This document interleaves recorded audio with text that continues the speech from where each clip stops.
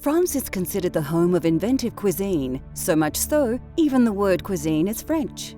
Famous the world over for their rich, delicious dishes served with flair and passion.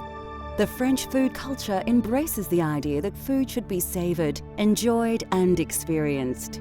Join us as we explore the cultural flavours of France.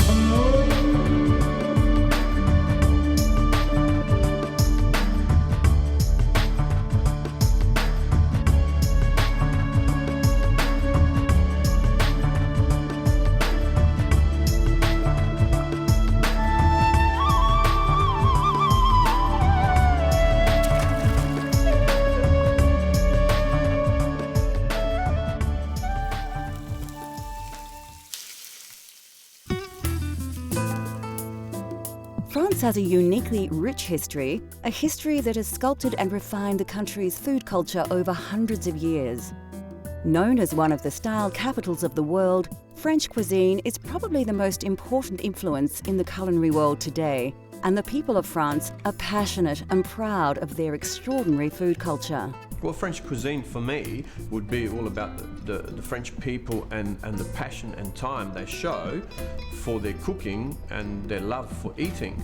Whilst in the country, I noticed that there were lots of shops everywhere you go, especially in Paris. And it's a clear indication of how much time they do spend around the dinner table with friends and family. Chefs from all over the globe travel to France to learn from the best chefs in the most well-regarded restaurants. France has the world's finest dining experiences, and teams of chefs work together to create food magic. There's two different styles of cooking. There's a nouvelle cuisine, which is fine dining, which is an art form. It's the best cuisine for me in the world, and it's, I would say, the summit of cooking, if you like, and where it gets more into detail, fine detail of sourcing the produce from all over France and meticulously working it to perform artwork. And then you have the simple, homely cooked meal, which is normally found in some small little bistros where normally family-run businesses where they'll go to the markets, buy their produce, come back, put a few dishes together, and normally you'll find most of the time some old classical dishes on the menu.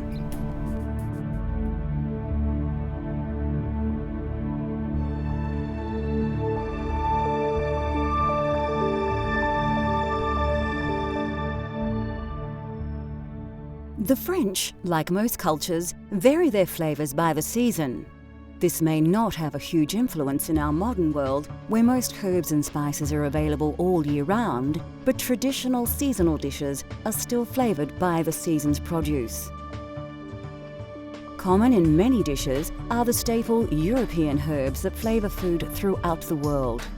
There are 4 herbs that are considered the mainstay of French flavours. These are known as fung herbe and consist of parsley, chives, tarragon and chervil. In French cuisine, the Italian variety of parsley is considered to be the most versatile and features in many dishes, and is also often used chopped as a garnish. Rosemary and thyme feature prominently in French cuisine, as do basil and marjoram. Fennel is famous for its aniseed flavour and is used from seed or sometimes bulb. The French embraced fennel in the late 19th century, partly due to the popular drink of the time, absinthe, which is flavoured with the aromatic herb. A herb often used in the preparation of white meats and vegetable dishes in France is sage. And finally, herbs are used in unique ways in France. For example, the bouquet garni, which is a bouquet of different herbs wrapped and tied and added to broths, stews and soup to infuse flavour, and of course, herbe de Provence or provincial herbs, which is a mixture of dried herbs, usually dominated by thyme, that is often used on grilled meats and added to vegetables and stews. French food is steeped in tradition, and unlike some cultures which have left some dishes in the past, the French are proud of their culinary history and embrace the unusual ingredients of yesteryear. This dish is probably one of the most famous. During my experience of spending some time in France, I actually did a harvest in the Bordeaux region, working with some lovely French ladies. Month of September, started raining. We were in between the vines picking grapes for the lovely Bordeaux vintage, and starting to rain, and all of a sudden these French ladies disappear. I'm wondering, where are they? And all of a sudden they come back, and bags full of snails, and also with an invitation for dinner that night. So that's probably the first experience I had with snails, which is quite an interesting one for me, and made me understand how important these little escargots are to the French and their French cuisine.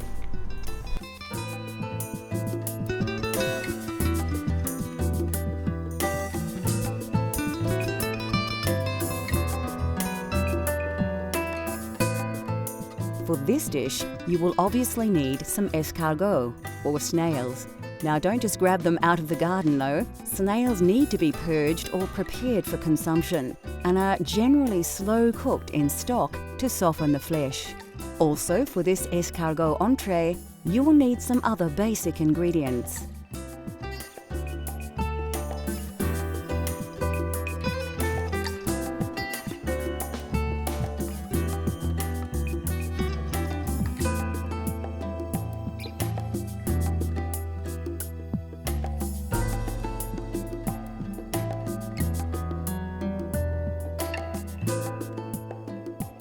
And finally, some spinach, as we will be serving this dish on a spinach bed.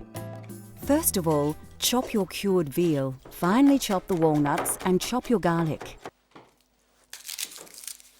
This dish is quite rich with garlic flavour, more so than the majority of French recipes. Some dishes use whole cloves, but escargot requires a strong infusion of the herb. Finely chop the parsley and put it aside for later. You will also need to prepare your spinach. Select some of the nice leaves from the bunch and remove the woody stem right up to the leaf. Then slice the long leaves in half and bunch them together to chop. Now we are ready to cook. Pour some oil in the pan and add some butter also.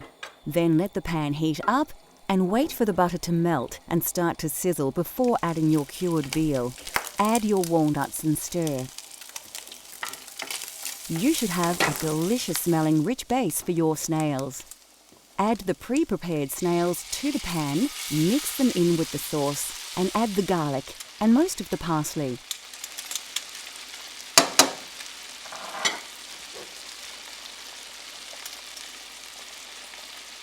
Cook the garlic and parsley through for a minute or so to release the flavours.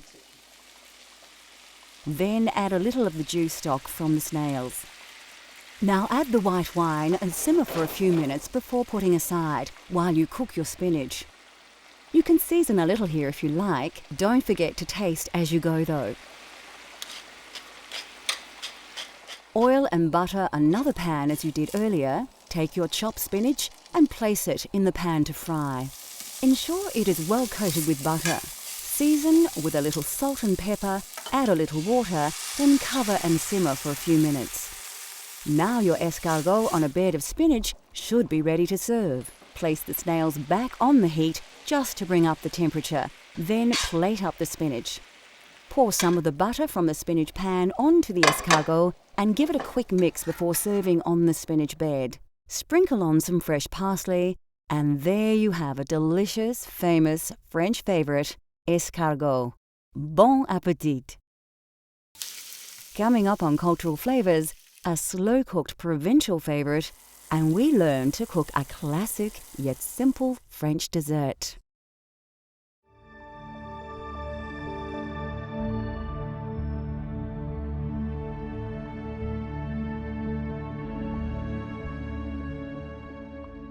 Although French food is often rich and seemingly exotic, it's the preparation of the dishes that have forged this reputation, not the ingredients. The variation of vegetables in the cuisine of France is generally fairly limited, and are vegetables available to most people looking to recreate famous French dishes at home. Of course, carrots are the mainstay of the French dining experience. Both adult and baby carrots are used, and the French are famous for their glazed carrots. Although originating in Peru, the potato has become popular in France, but not until the early 1800s.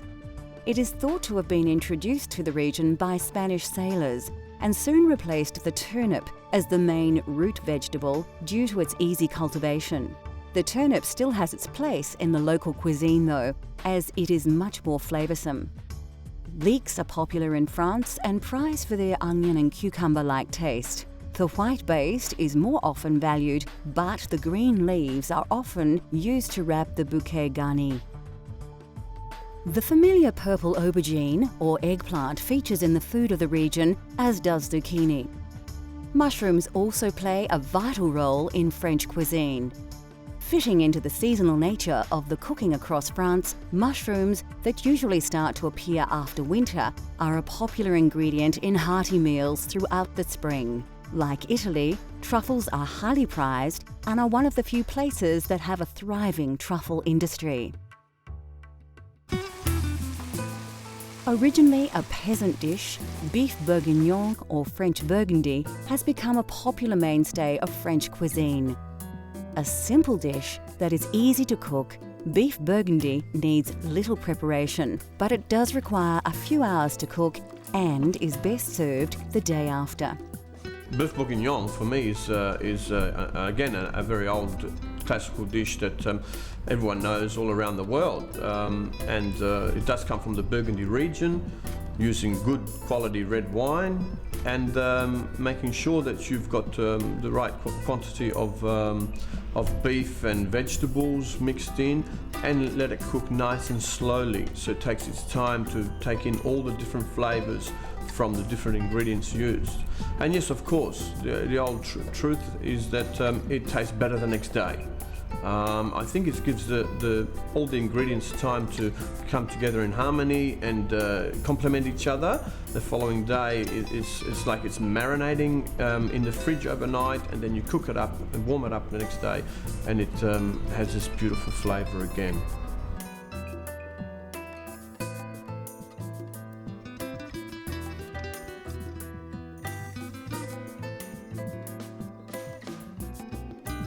For this hearty provincial stew, you will need a quality cut of meat and a range of fresh vegetables.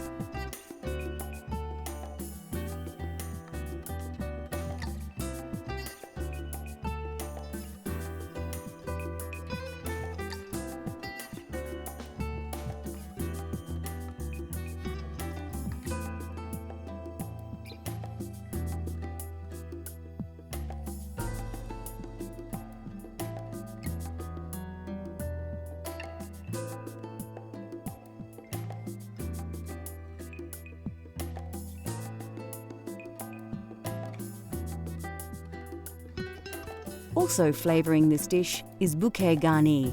You can make this yourself using leek leaves and fresh herbs tied in a bunch with string. First, peel your carrots. You can do this the traditional way or with a peeler.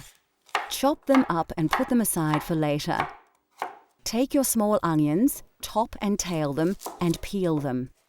If you can't get small pearl onions or pickling onions, you may need to slice them in half. But don't chop them. Chop the large onion as normal for frying. To prepare your mushrooms, like the onions, you may need to chop them. If you have access to tiny button mushrooms, use them whole. Peel and chop your garlic very fine if possible, and finely chop your parsley. You will need to slice your meat into cubes. Trim the cut if need be, but don't be too fussy. Keep the size uniform so they cook and absorb flavours evenly. Now it's time to fire up your stove. Place a pan on the heat and add some oil and butter. Ensure the pan is well coated. Place the meat cubes in the pan and brown them off. Keep turning them. You don't want to overcook the meat in the pan. Just give it some nice colour and flavour. Season with salt and pepper, but not too much. You can always season more later. Add the carrots and some chopped onion and stir through the oils, coating the whole dish with the simmering sauce. Then place it in your pot on a low heat. Sieve some flour over the mixture and coat well. This adds texture to the dish and keeps the meat together. Add your garlic, bouquet garni and tomato paste. Then pour in a whole bottle of Burgundy. Bring up the heat a little until it just starts to bubble. Place in the veal stock. Then put it aside on a low heat to simmer for about an hour and a half. Fry up your baby onions and mushrooms in oil and butter, just enough to coat them well. Don't overcook them, put them aside to add much later. After about an hour and a half, it's time to add the other ingredients and mix well into the broth. Leave on a low heat for another half an hour. Taste and season if necessary. Then it should be ready to plate up. Serve the beef bourguignon in a large bowl with a slice of crusty French bread. You can eat it right away, and it is delicious. But many say beef bourguignon is best prepared the day before, so it's great for dinner parties. Next on Cultural Flavours, we explore the sweet world of French desserts and give you a step-by-step guide to a baked caramel classic.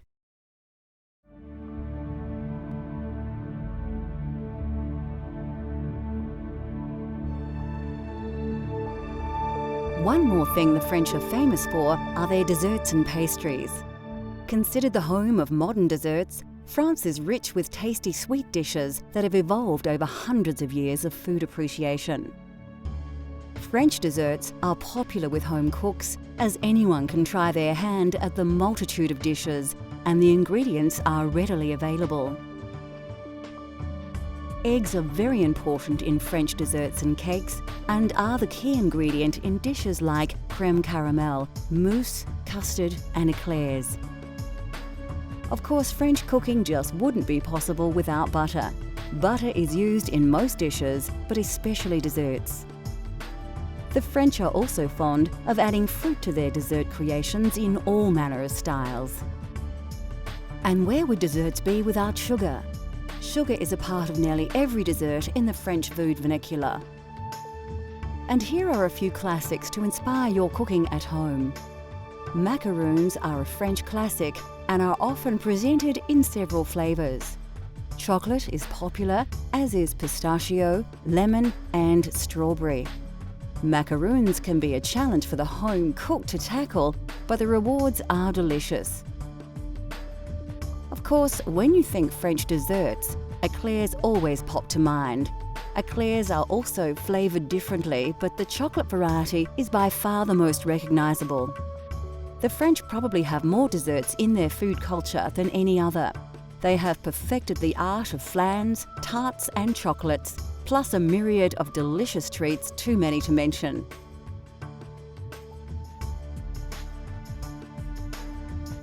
Another aspect of French desserts is, of course, the visual creativity. To be a pastry chef in France is to not only be a master of cooking, but also an artist, presenting their culinary creations in traditional and new and original ways, sometimes creating desserts that look too good to eat.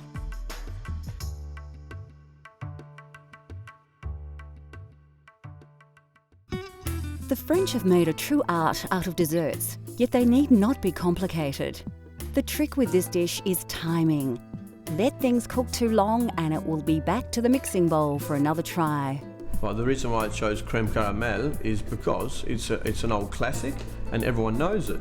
I think that the art to making a good crème caramel is all in the cooking of the caramel, making sure that you don't let it go too dark and bitter. So it's something that's used quite often in France. It's a very simple dish to cook at home or a nice classical bistro that you can find in Paris. You'll find it on virtually every menu that you can find in France.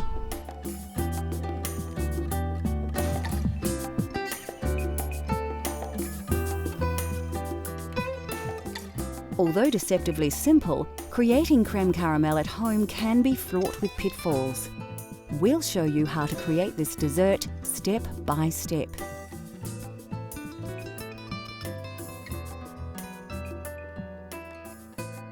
First, crack all your eggs into a mixing bowl. For this recipe, it's not necessary to separate the whites and yolks, so we're off to a flying start. The next step is to add your sugar. Don't dump it all in at once. The sugar needs to be slowly whisked into the eggs, mixing as you go, like this. Then, it's over to the stove to warm your milk. You will need to bring it to the boil, but rather than stand and watch it, you can prepare your vanilla bean. Carefully slice the bean lengthways, but don't cut it right to the end. This makes it easier to get the bean out of the mixture later. Place the vanilla bean in the milk and wait for it to boil. As the milk rises, take it off the heat and put it aside for the vanilla to infuse. Now it's time to make the caramel. All you need for caramel is sugar, water, and perfect timing. You will also need a dish or sink filled with water to cool the saucepan. Then it becomes a waiting game. You don't need to stir the mixture, just wait until the water evaporates from the sugar. If you attempted this without water, the sugar would burn. The trick with caramel is to watch it cook and wait for the colour to change. Then it's just a matter of taking it off the heat when it turns a golden brown, which happens very quickly. When it does, place your pan in the water to cool for about half a minute to stop it from overcooking. Then quickly pour the caramel into the base of each bowl before it begins to set. Go back to the eggs and sugar and whisk in the vanilla milk you made earlier.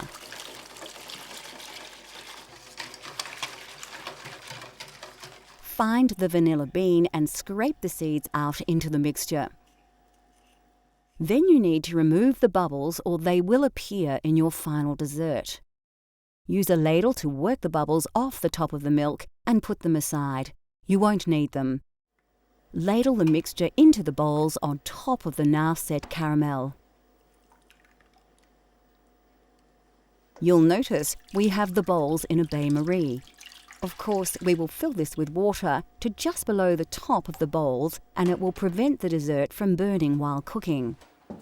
Place the bain-marie in the oven at 180 degrees for about 40 minutes. Carefully take them out of the oven and they should be browning on top. Let them cool, then place them in the fridge to set. This usually takes 2 to 3 hours.